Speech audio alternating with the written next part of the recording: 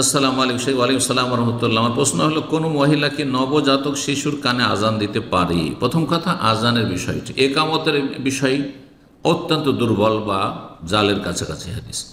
আজানের বিষয়ের হাদিস অনেক ওলামাদের কাছে জয়ীফ।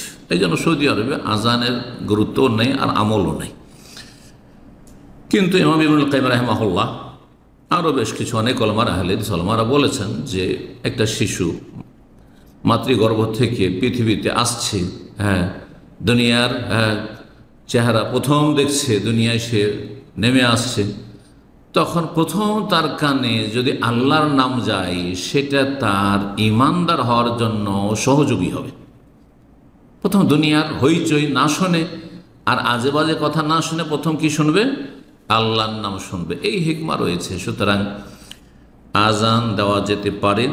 আর আজান দেওয়ার ক্ষেত্রে আজান এই মসজিদের আজানের মতো চিৎকার করে আজান নেই। আমাদের দেশে ছোটোকালে দেখতাম হঠাৎ করে নামাজের টাইম নেই, এমন আজান শুরু হয়েছে। কোন নামাজের আজান হইল? সকাল 9টা 10টাতে আজান হচ্ছে, রাত্রি 12টা 1টাতে আজান হচ্ছে। কিসের আজান? বলছে অমুকের বাড়ি ছেলে হয়েছে সেই জন্য আজান। দেখলে বেদাতি কাজ, এ হচ্ছে বেদাতি কাজ। ঝড় তুফানে আজান আর আজান, ওই বেদাতি আজান।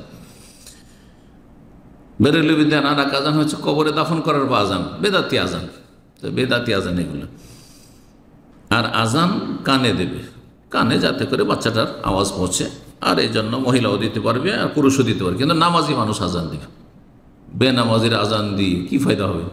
বেনামাজি যদি আজান নিজেই নামাজ পড়েন না, আরও আজান দিচ্ছে আল্লাহ, নিজে আল্লাহ পরকালে বিশ্বাসী নয়, না হলে প্রথম হিসাব হবে হাসর মাঠে নামাজের। সুতরাং বেনামাজি, খবরদার বেনামাজি যেন শিশুর কানে আজান না দেয়। জি, নামাজি ধার্মিক মুত্তাকি ভালো মানুষ আজান দেবে, সে পুরুষ হোক মহিলা হোক। জি, সাবালক হোক নাবালক, কোনো অসুবিধা নেই।